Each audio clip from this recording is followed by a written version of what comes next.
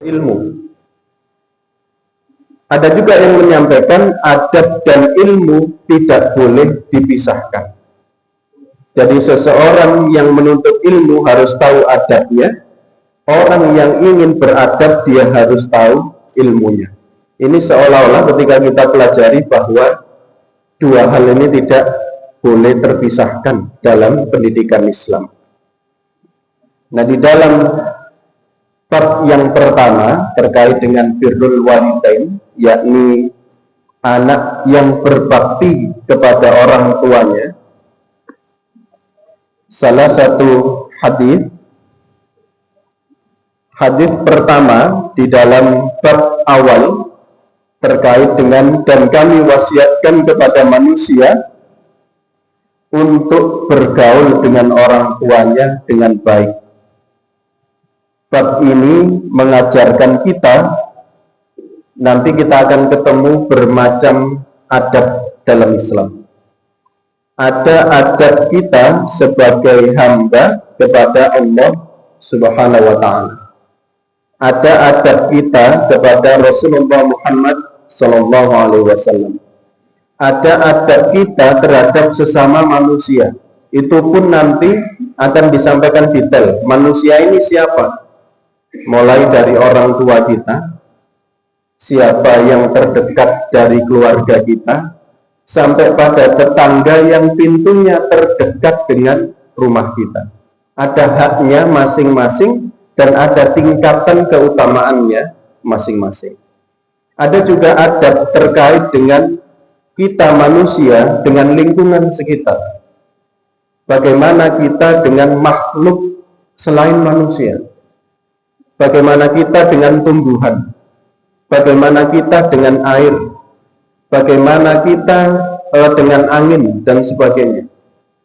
Bahkan hal itu diajarkan sebagai manusia yang beradab. Kita akan diajarkan kapan kita memang harus marah. Kita juga diajarkan kapan kita harus sabar menahan diri. Contoh, Rasulullah itu sebagaimana kita ketahui, beliau akan marah dan berbicara ketika yang dihina adalah siapa Bapak Ibu? Islam. Jadi kita bisa membaca banyak dalil Rasulullah itu akan angkat bicara, akan bertindak, bahkan marah ketika yang dihina adalah Islam. Namun ketika terkait dengan pribadi beliau dihina dan disakiti, apa yang Rasulullah lakukan? Sabarnya bukan main. Ini adab diantaranya. Nah, kita seringkali cenderung kualik, ya. Ketika Islam dihina, kita lebih santai. Ketika diri kita pribadi yang dihina, tak mutilasi kan. Kadang-kadang ya. Marahnya jauh lebih marah terkait dengan diri kita dihina secara langsung dibandingkan ketika Islam yang dilecehkan. Nah, ini adab yang mengajarkan kepada kita hari ini seperti apa kita berinteraksi dengan seluruh sendi kehidupan.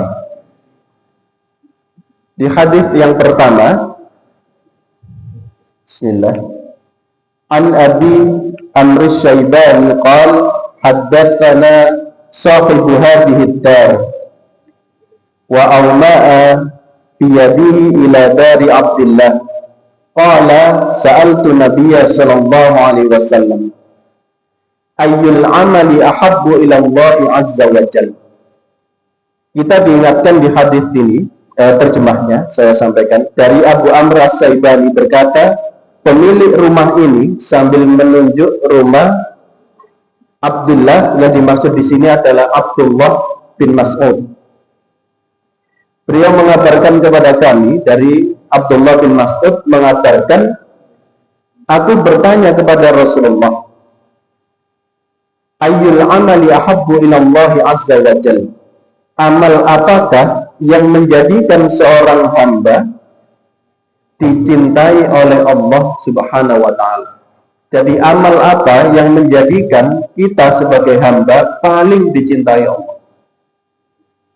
sahabat Rasulullah itu ketika bertemu dan berkumpul, kita mungkin pernah membaca apakah sirah sahabat atau yang lain sebagainya. Ketika bertemu, dua hal yang seringkali muncul. Satu, amal utama apa yang menjadikan kita ini menjadi hamba yang paling dicintai Allah. Jadi kalimatnya adalah paling, superlatif. Yang kedua, pertanyaannya adalah dosa yang paling harus dihindari agar kita menjadi hamba yang dicintai Allah.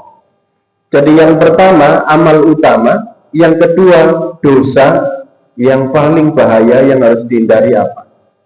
Karena dikhawatirkan seseorang ibadahnya baik, namun maksiatnya juga baik. Nah,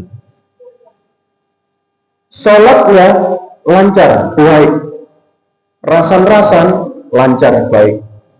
Ini kan mengkhawatirkan juga benar. Siamnya, puasanya kuat.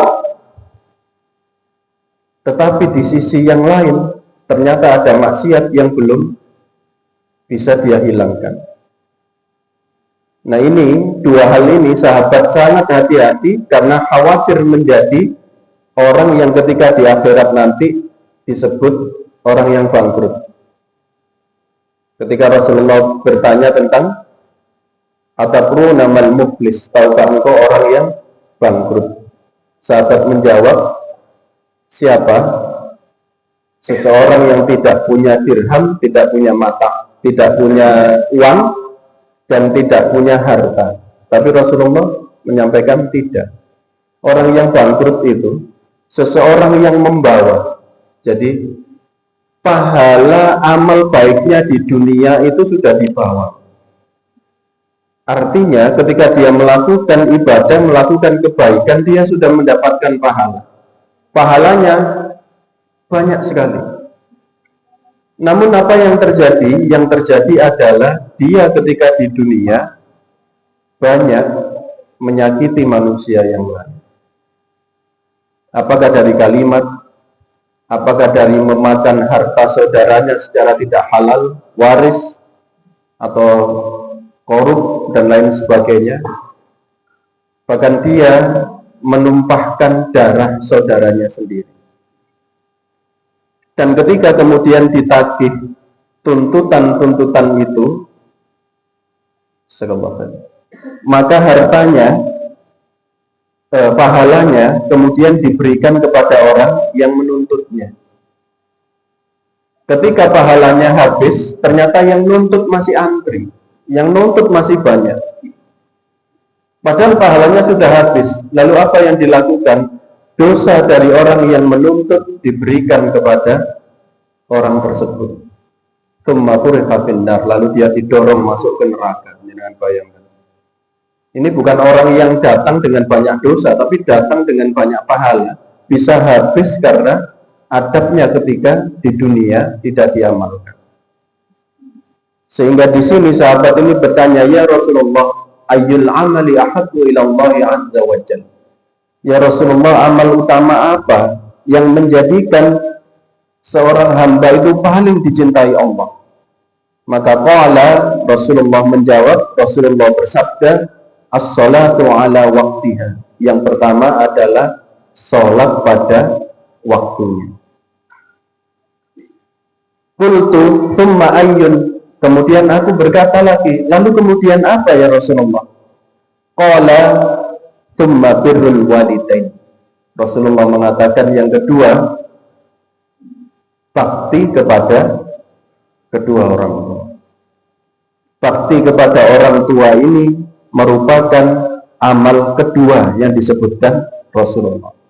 Qultu thumma ayyun, lalu apa ya Rasulullah? Thummal jihadu fi sabilillah.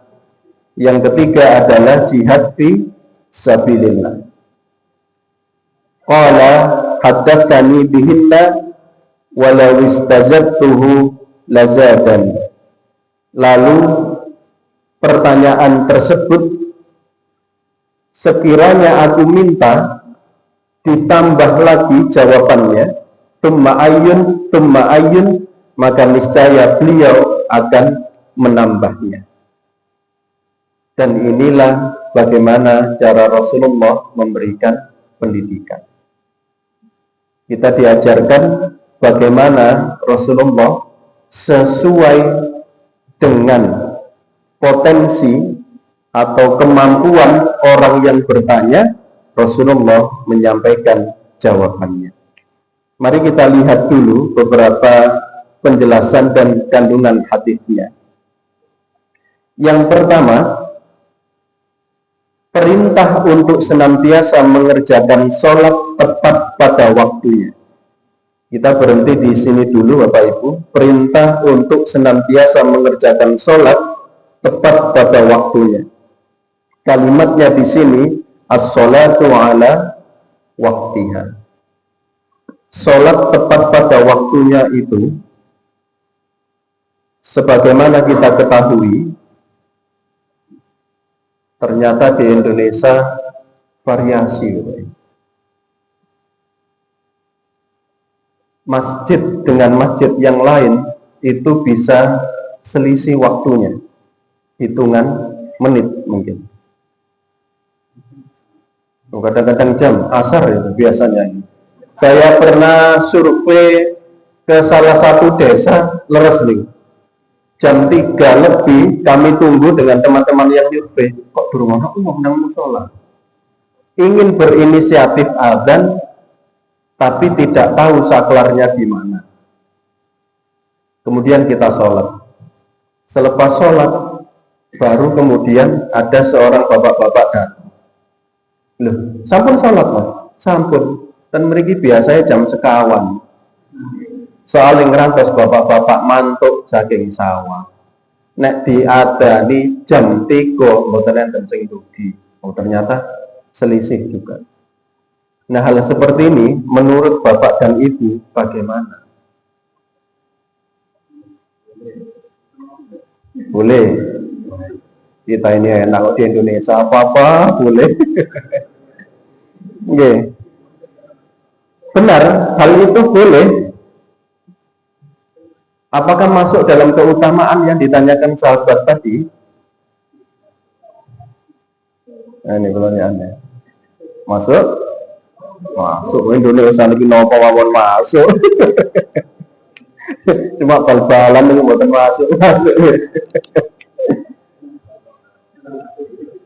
Ulama menyampaikan beberapa hal terkait dengan ada yang menyebutkan fi awali waktiha atau di awal waktu. Penyebutan awal waktu itu ada tingkatan. Ada yang menyebutkan awal waktu adalah manjingnya waktu sholat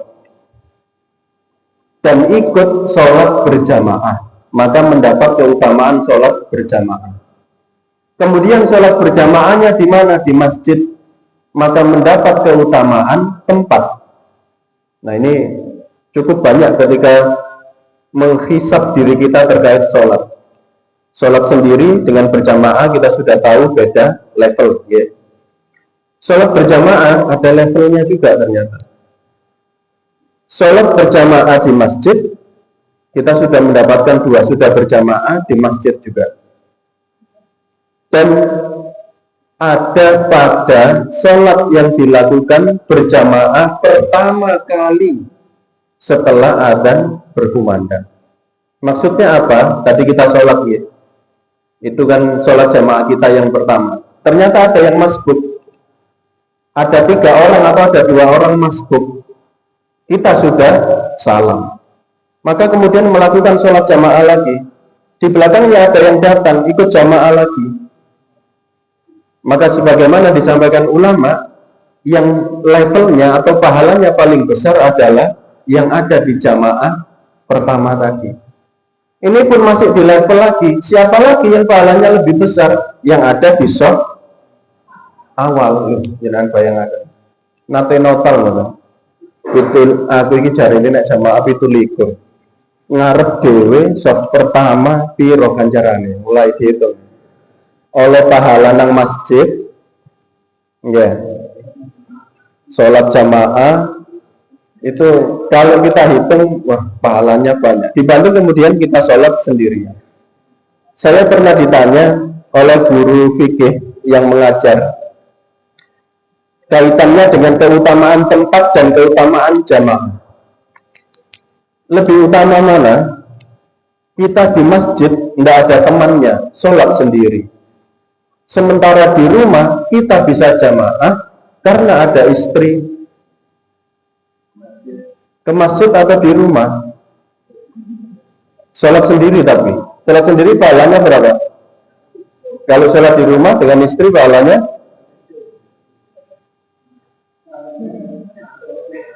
masuk mana? Pribon. Kalau pembenaran supaya dapat 27. Nanti ada kaidah tersendiri. Jadi ada keutamaan tempat dan ada keutamaan jamaah. Itu nanti terkait ada pembahasannya. Kata guru saya, kok angel, bojomu nang masjid ra mari. Ngoten. Kita ini kadang seperti itu. Kalau nate dengan Ustadz Muhammad Lutfi, Allah yarham, sudah meninggal, ke Ustadz Ali Karomli, bertanya hal namanya santri ini kadang pertanyaan aneh-aneh. Yang dilarang nanti adab ya. Adab penuntut ilmu itu tidak boleh membenturkan jawaban gurunya. Jadi adab. Ustaz, sanjangnya Ustaz, kalau ngeten kok jenengan kenten itu provokatif itu bukan dari gurunya ternyata muridnya ya. Yang memprovokasi itu muridnya ternyata. Gurunya gitu, itu nyalai adab nih. Jadi pernah kami tanya antara sholat tahiyatul masjid dengan sholat qobliyah, mana yang harus didahulukan? Tahiyatul masjid dulu atau qobliyah dulu? Mana yang harus didahulukan? Kok benten-benten? Ini kisah masjid dhewe. Tahiyatul masjid dulu atau qobliyah dulu? Baik, sepakat nih tahiyatul masjid ya. Kalau ada yang sholat qobliyah dulu boleh atau tidak? Kita ini boleh. Awal nak peleng. Waktu itu kami bertanya ke guru kami, Ustaz, qobliyah dulu boleh tidak? Baru tahiyatul masjid. Kata guru saya begini, boleh. Loh kok sakit Ustaz? Boleh. Qobliyahnya di rumah, kemudian datang ke masjid, tahiyatul masjid. Kalau datang ke masjid dulu, tahiyatul masjid dulu, baru qobliyah. Kata beliau begitu. Kalau dua-duanya Ustaz dilakukan di masjid, tapi qobliyahnya yang didahulukan, jawabannya itu. Mau jawab apa-apa, enggak? Nah, kadang itu dalam hal ini nanti kita juga akan tahu adabnya. Maksudnya apa Bapak Ibu? Bapak Ibu, urusan sholat, sekali lagi, urusan sholat itu kita harus tahu sampai hal yang terkecil sekalipun. Kita harus tahu dasarnya. Kami pernah dalam perjalanan itu, waktu kami dari Mojokerto ke Surabaya. Jadi Mojokerto ke Surabaya. Angsal napa mboten sholat di kosor. Oh, ada yang tidak, ada yang boleh. Benten malu nih. Enggak boleh seneni malu, boleh. Mojokerto dan Surabaya, kemudian sholat kosor. Atau kalau ingin lebih jauh, sekarang Magetan lah, Mojokerto Magetan, boleh kosor. Boleh. Tambah boleh. Hal seperti itu tidak semuanya paham bahwa sholat itu boleh dikosor. Tidak semuanya paham. Ini kok ayel-ayelan. Setelah wudhu ini dikosor ya. Oh, kok sholat kosor ya? Enten kan itu apa? Sholatnya diringkas, duhur loro, asar loro. Sholat kok diringkas-ringkas. Ngoten. Enten sing mboten purun. Enten sing alasannya begini. Zamane Kanjeng Nabi ku angel golek masjid. Ngoten. Terus ya numpak unta. Lah saiki lho masjid nang ndi tol ya ono. Oh, bosan dikosor-kosor. Ngoten nggih enten. Nah, terus masjid akhirnya karena dewe-dewe, mboten siap jamaah, sholat dewe-dewe dengan pendapatnya sendiri-sendiri. Pripun? Kadang mungkin kita menemukan demikian. Ini yang saya maksud diantaranya, sholat ini kita harus tahu sampai detailnya. Kemarin kita bahas dengan teman-teman di pesantren masalah tentang kodok, semerap kodok ya. Napa kodok nih? Mengganti. Kalau kita punya hutang puasa, kita ganti belum? Ganti, alhamdulillah. Kalau kita punya hutang sholat, diganti belum? Terus.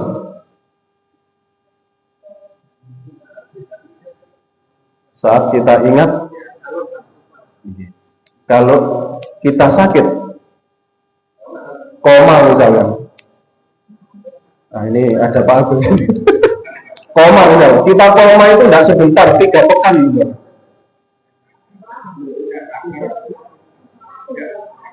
Oh, berapa nih? Karena tidak sadar berarti tidak apa-apa. Tidak apa-apa. Baik. Enak sekali kita. Ya, itu bahasannya nanti. Ada beberapa kondisi. Insya Allah bahasan kita karena tentang adab saya tidak akan terlalu masuk ke dalam fikih. Namun hal itu maksud saya perlu kita belajar. Kita perlu membaca dalam kondisi seperti ini bagaimana ya, boleh atau tidak. Dalam kondisi seperti ini boleh atau tidak. Ada juga yang berpendapat seperti ini. Seperti tadi ya, sholat asar jam 4 gitu. Sementara jam 3 sudah mancing waktu asar. Belum sempat sholat asar karena biasanya jam 4, setengah 4 seder. Muncul pertanyaan, berarti lah nggak ada utang sholat, tidak? Ngoten pertanyaan. Diganti ngoten. Kalau diganti, siapa yang harus ganti? Seperti hutang dulu. Ada pertanyaan begini, Ustaz, kalau ada orang tua punya hutang kemudian meninggal, siapa yang melunasi? Sinten Bapak itu? Ahli waris. Kalau anaknya 6, siapa yang punya hak untuk melunasi? Kalau semuanya laki-laki? Lepas dari wali itu gangsal jalan sekali. Oh bersama-sama. Oh enak banget. Malaikat itu nanti ditanya ngeten kali Gusti Allah. Napa wa 'allama Adam al-asma'a kullaha thumma 'aradahum 'alal malaikati fa qala anbi'uni bi asma'i haula'i in kuntum shadiqin. Jawaban malaikat apa? Qalu subhanaka la ilma lana illa ma 'allamtana innaka antal alimul hakim. Niku malaikat Bapak. Ya Allah, jenengan yang lebih tahu. Kalau kita ini, jenengan itu yang lebih tahu jawabannya. Niku malaikat. Dan hebatnya manusia niku, ketika ditanya tidak tahu jawabannya, sakit ngarang.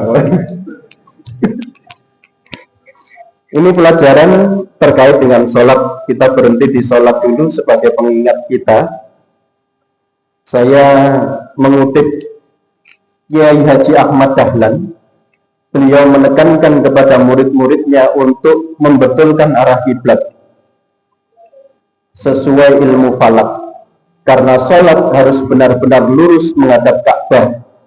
Hal ini menunjukkan ketelitian beliau dalam menjaga kesempurnaan sholat. Ini pelajaran yang sangat berharga. Oleh karena itu, agar sholat kita sempurna, kita mulainya dari wudhu kita. Kesempurnaan wudhu kita jaga. Kiai Haji Hasyim Asy'ari, insya Allah di dalam kitab Adabul Alim wa Muta'alim, bukan taklim muta'alim, itu Imam Masyarruji. Seorang penuntut ilmu tidak akan mendapat keberkahan jika meremehkan sholat berjamaah. Ini Kiai Haji Hasyim Asy'ari. Jadi seorang penuntut ilmu tidak akan mendapat keberkahan jika meremehkan sholat berjamaah.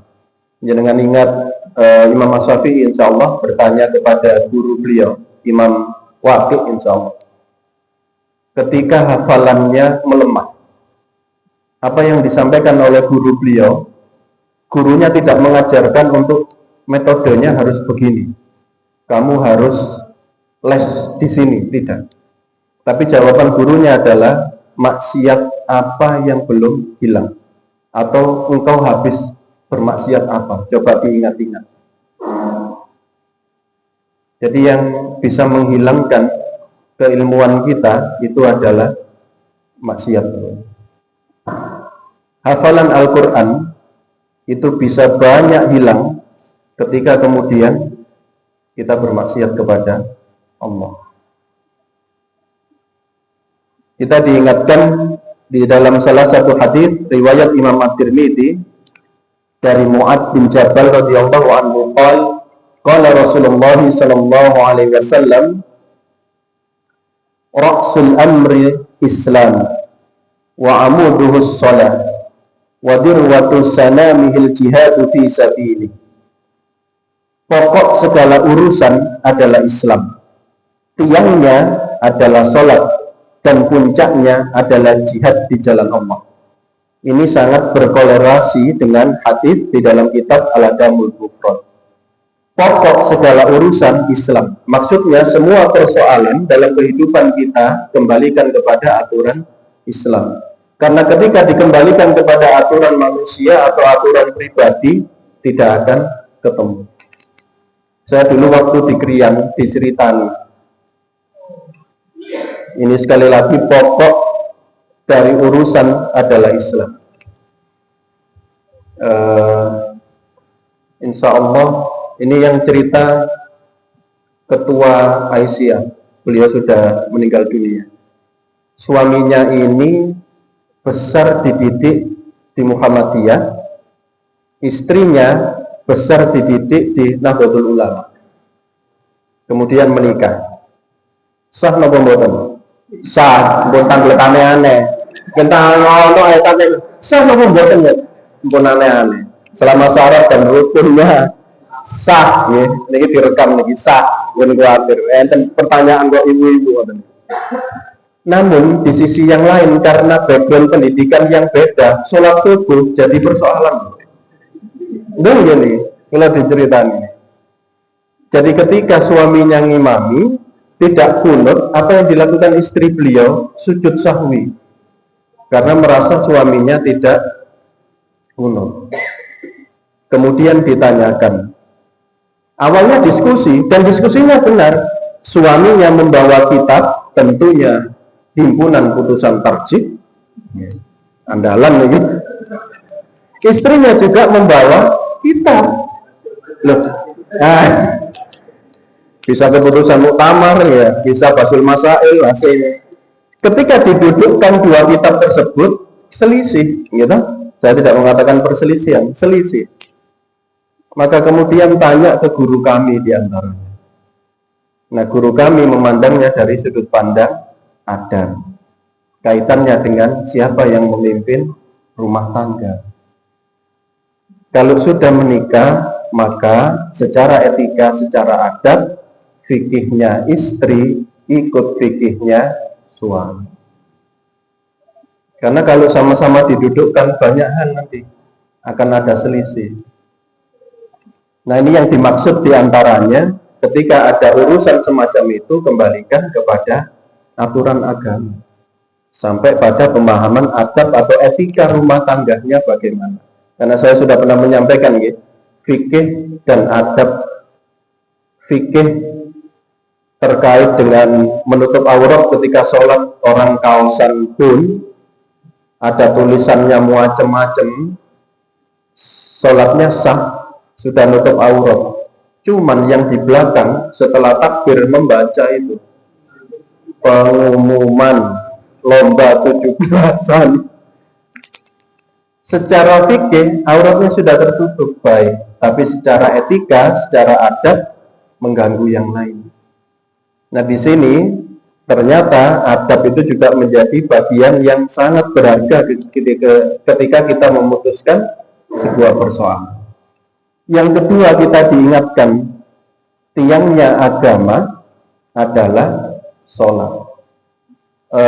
Buya Hamka di antara catatan beliau itu pernah menyampaikan, sel terkecil dari sebuah bangsa itu adalah keluarga.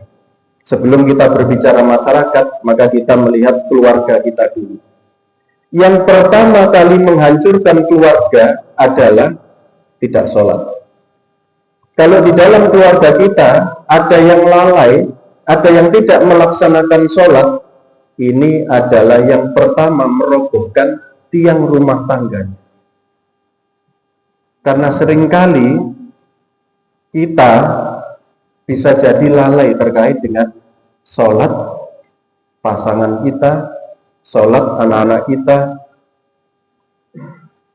Analogi yang pernah disampaikan dan seringkali saya tanyakan, Bapak Ibu, kalau kita memiliki anak yang kita sayang atau pasangan yang kita sayang, kemudian tiba-tiba rumahnya kebakaran, sedang tidur pulas, rumah kebakaran, jenengan lari sendiri atau membangunkan anak dan pasangan jenengan?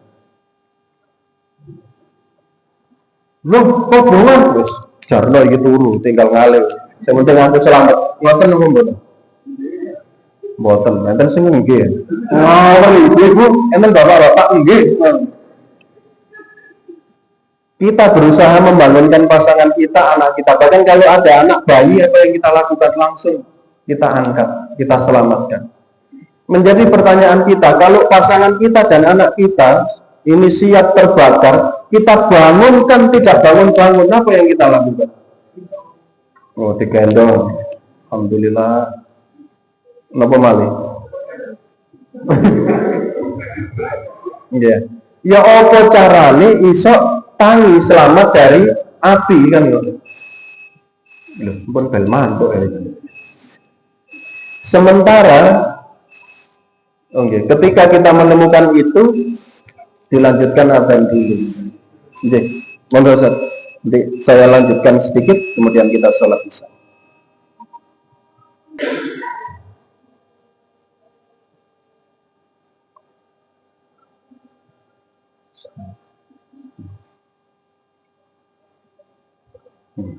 Sedikit saya lanjutkan, Bapak Ibu. Jika kita memiliki pasangan dan anak yang ketika rumah kita kebakaran, kita berusaha membangunkan bagaimanapun caranya, maka hal tersebut sama ketika kita memiliki pasangan, memiliki anak, kemudian belum bangun-bangun untuk melaksanakan sholat subuh. Maka kita berupaya untuk membangunkannya. Dengan nate mireng terkait dengan bagaimana ketika pasangan kita tidak mau bangun ketika sholat tahajud, apa yang dilakukan? Enten sing diciprati kali nopo? Kali yotro. Ini kalau suami dan istri tidak seilmu, tidak sekufu, kalau nate diceritani tukaran. Pasangan kita enak-enak tidur, kita ingin bangunkan tahajud, tapi karena tidak sekufu, belum paham ilmunya, diciprati air, marah ternyata. Nah, ini diantaranya penting sekali. Kalau guru-guru saya dulu menyampaikan, suami istri atau keluarga itu kalau ingin rumah tangganya baik, maka tunggal guru, tunggal ilmu. Karena kalau tidak seperti itu, maka bisa ditemukan di dalam rumah tangganya akan selisih sampai perselisihan. Jadi harus searah. Yang kedua, menurut Imam Al-Munawi disampaikan, sholat disebut sebagai tiang agama karena seluruh amal ibadah seorang muslim bergantung pada kualitas sholatnya. Sebagaimana kita ketahui, yang pertama kali dihisab nanti adalah sholat kita. Saya tutup dengan bagaimana contoh yang diberikan oleh Imam Ahmad bin Hanbal. Imam Ahmad bin Hanbal saat beliau sakit menjelang wafat, beliau masih berusaha untuk sholat dengan berdiri. Padahal sebagaimana kita ketahui, ketika sakit kita dibolehkan untuk sholat dengan duduk atau dengan berbaring. Imam Ahmad kemudian ditanya, "Ya Syekh, kenapa Anda tetap sholat dalam keadaan berdiri?" Apa jawaban Imam Ahmad? "Aku ingin bertemu Allah dalam keadaan ibadah sempurna, bukan dalam keadaan lalai." Ini pelajaran berharga betapa pentingnya sholat. Bahkan kita berupaya untuk sholat dengan sempurna. Ketika tidak mampu sempurna, maka kita diperkenankan di dalam Islam sesuai dengan yang kita mampu. Kapan kita boleh tidak melaksanakan sholat, Bapak Ibu? Kapan kita boleh tidak melaksanakan sholat? Ketika kita sudah tidak berakal. Orang yang sudah demensia, atau apa istilah kita? Iya, kalau pada sanjang waktu kuat, boleh tidak melaksanakan sholat. Namun ketika tiba-tiba ingatannya kembali untuk sholat, maka berusaha untuk melaksanakan sholat. Karena bisa saja seseorang yang mengalami pikun ketika sholat baru rakaat pertama, kemudian dilepaskan, bingung, tiba-tiba duduk. Kemudian ditanya, "Sampun sholat?" "Wes." Setelah disuapi, baru selesai disuapi, makan tidak selesai, ditanya, "Sampun maem?" Turun. Gitu. Berarti kan kesadaran atau akal sudah tidak sebagaimana keadaan. Dan tadi disampaikan, kalau sudah meninggal jelas. Kalau sudah meninggal jelas. Sehingga di sini selama kita masih memiliki kesadaran untuk sholat, apapun yang kita lakukan, punya kegiatan apapun dan sesibuk apapun, jangan meninggalkan sholat. Kalau ada kegiatan, maka kegiatannya harus mengikuti waktu sholat, bukan waktu sholatnya yang mengikuti kegiatan. Sampai guru saya dulu ketika dokter-dokter, "Sak nakal-nakale awakmu, sak beling-belinge awakmu, ojo ate ninggal sholat." Kenapa? Karena kalau orang itu sholatnya baik, dia juga tidak akan melakukan maksiat, tidak akan melakukan keburukan. Kalau kita melakukan keburukan, maka ada bagian dari sholat kita yang belum sempurna. Insyaallah ini yang bisa saya sampaikan. Kurang lebihnya mohon maaf. Kita tutup dengan istighfar dan doa kafaratul majelis.